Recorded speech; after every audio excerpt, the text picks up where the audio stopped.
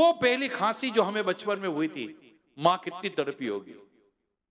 वो पहला बुखार जब हमें था, बाप कितना बेचैन हुआ था।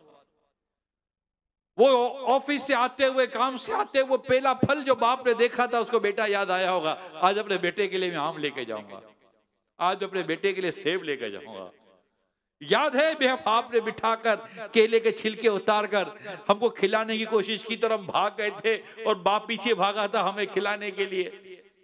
बाप घुटनों के बल चल चल कर आता था हमारे पास। कभी कोई याद है या नहीं है, भूल गए हो?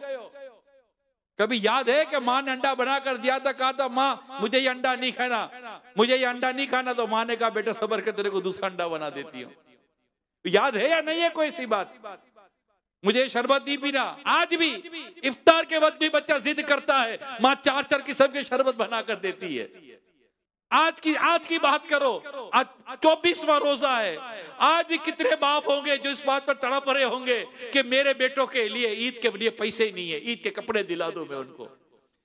आज ऑफिस से लोन मांगता है, जॉब से बोनस मांगता है, रात भर जाकर नौकरी करता है या काम करता है। क्यों? कि अपने बच्चों के लिए कोई एक सूट ले लूंगा, बच्चों के लिए कोई जूते ले लूंगा। अब्बू आप अपने लिए तो लो, बेटा भी मेरी जिंदगी चली गई, तेरे लिए जीना है। आज की बात कर रहा हूं, आज भी यही हो रहा है। आज भी रात को बैठकर माँ बाप आपस में बात करते होंगे कि ईद है, ईदी में बच्चे को क्या देंगे। बाप बोलेगा सैलरी मिल नहीं रही है या बढ़ नहीं रही है, कुछ तो देना पड़ेगा ना, अपना बेटा है, क्या दोगे बेटे को? चलो कुछ बेचते हैं, कुछ करते हैं, उधार ले लेते हैं।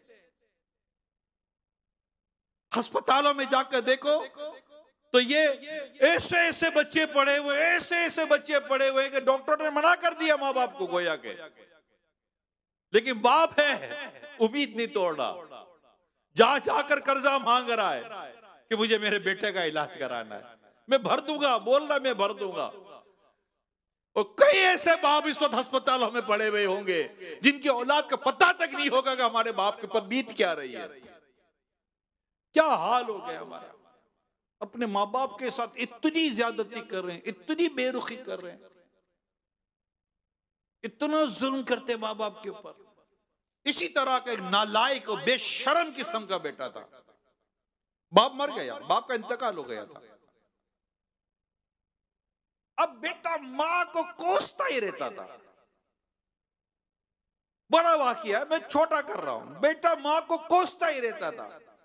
मां क्या करे, मां जाए भी किधर, बेचारी अकेली है, एक ही जवान बेटा है, और उसको कोस के मां को आधा बीमार कर दिया। और पता है क्या बोलता था, बुड्ढी ये तो बाप की पेंशन है जो तुझे मिलती है, वरना तुझे मैं अपने साथ रखूं, गाड़ी में ले जाता, बाप की पेंशन लेता और मां के हाथ तक में ना देता और जाकर पेंशन के पैसे उड़ा देता। मां कुछ बोलती तो मां को 2 बातें सुनाता। इसी तरह मां की नाफरमानियां करता करता करता करता मां को सताता बड़ा हो गया और बड़ा हो गया। एक दिन दोस्तों के साथ बाहर घूमने चला गया पैसे उड़ाने के लिए, मां को देने के लिए कुछ भी नहीं था इसके पास। जब दोस्त मुल्क घूमकर वापस आया, कार के अंदर कार तेजी से जा रही थी, कार का एक्सीडेंट हो गया। 4 या 5 दोस्त थे, सबसे ज्यादा चोटें इस लड़के को आई। इसको अस्पताल में एडमिट करवाया गया, बहुत कुछ इलाज करवाने की कोशिश की गई, लेकिन पता चला कि लड़का मोहताज और माजूर हो चुका है, माजूर हो गया। और माजूर होके जो पैसे मिलते हैं ना बाद ममालिक के अंदर, माजूर हो जाता है, मोहताज हो जाता है, उसको पैसे मिलते हैं। सजा देखो, जो मां को पैसे के लिए लेके जाता था ना, आज वो दिन आया कि व्हील चेयर पे बैठकर खुद अपनी मोहताजी के पैसे लेने के लिए उसी तरह जाता था। मां को सताने का अंजाम, बाप को सताने का अंजाम। ए मेरे प्यारे इस्लामी भाइयों, अगर माँ बाप जिंदा है ना, इनकी कदर कर लो, इनकी कदर कर लो, इनकी इज्जत कर लो। इनको एक बार ये कहते हैं ना, वाली साहब को लेकर बैठकर एक बार बैठे, अबू बैठे, अबू बैठो आप, अब बोलो बेटा क्या बात है, पैसे चाहिए? नहीं अबू आज पैसे नहीं चाहिए। कोई काम है? नहीं अबू कोई काम नहीं है। कहीं जाना है? नहीं अबू कहीं नहीं जाना। बेटा खैरियत? क्या बात है? कदमों में बैठे आप बाप के, घुटनों पर हाथ है बाप के, बाप के मुंह पर एक नजर शफकत की देखो। और बाप को बोला अबू आज जी कर रहा है। किस चीज का? आपका शुक्रिया अदा कर रहे हैं। अबू जज़ाकल्लाह, अबू thank you, you are great. आपने हमें पाला पोसा बड़ा किया, कितनी तकलीफ उठाई अबू आपने, मैं आपका शुक्रिया। क्या कब्र पे जाके ही बाप का शुक्रिया अदा करोगे यार? जीते जी नहीं कर सकते क्या?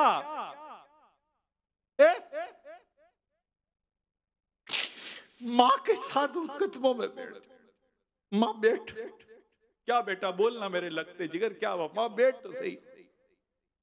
माँ बोले कि बेटा बोल। माँ तू बहुत अच्छी है, आप बहुत अच्छी हो, मैंने आज तक आपको बहुत सताया है माँ। माँ मेरे हाथ जुड़े हुए, माँ मुझे माफ कर देना। मुझे पता चला है कि अगर माँ नाराज हो तो मरते वक्त कलीमा नसीब नहीं होता, कलमा पढ़ नहीं सकता बच्चा जब तक माँ नाराज हो। माँ तुम मुझसे नाराज मत होना, आप राजी हो जाओ मुझसे, मेरे जितनी आपकी नाफरमानी की है माँ मुझे माफ कर दो। फिर माफी मांगे के ना, माँ आप बहुत अच्छी हो।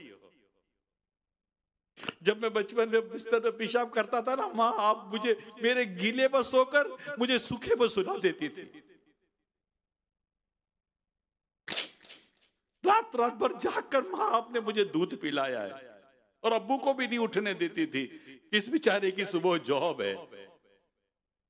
रात रात भर मुझे दूध पिलाती थी, सुबह मेरे अब्बू को नाश्ता देती थी। माँ आपकी कोई सैलरी नहीं है, आपका कोई बोनस नहीं है, आपका कोई अलाउंस नहीं है, और जिस दिन ईद के दिन सब छुट्टियां करते, माँ सबसे ज्यादा मेहनत तुमने की है, सबसे ज्यादा काम मेरी माँ आपने किया है। और जब मेरे दूसरे भाई बहन आए ना माँ, तब भी आपकी, ये आप ही हो माँ, ये आप ही हो, कोई ये ना कर सके कि मेरे दूसरे भाई बहन भी आए, मगर माँ आपकी शफकत और मोहब्बत का दरिया इतना बड़ा था कि मेरी ना मोहब्बत में भी कमी ना आई, और मोहब्बत भाई बहनों को भी तुम बांटती रही। माँ तेरी शफकत का दामन बहुत बड़ा है। जब मेरे पास नए कपड़े नहीं होते तो माँ आप ही ने अब्बू से सिफारिश की थी ना, मुझे नई घड़ी चाहिए थी, माँ आप ही ने कहा था ना अब्बू को कि बेटे को घड़ी दिला दो। माँ मुझे माफ कर दे, मैं तेरी खिदमत नहीं कर सका। मेरी माँ दुनिया में नहीं है मेरे प्यारे इस्लामी भाइयों, मेरे वालिद साहब भी नहीं है।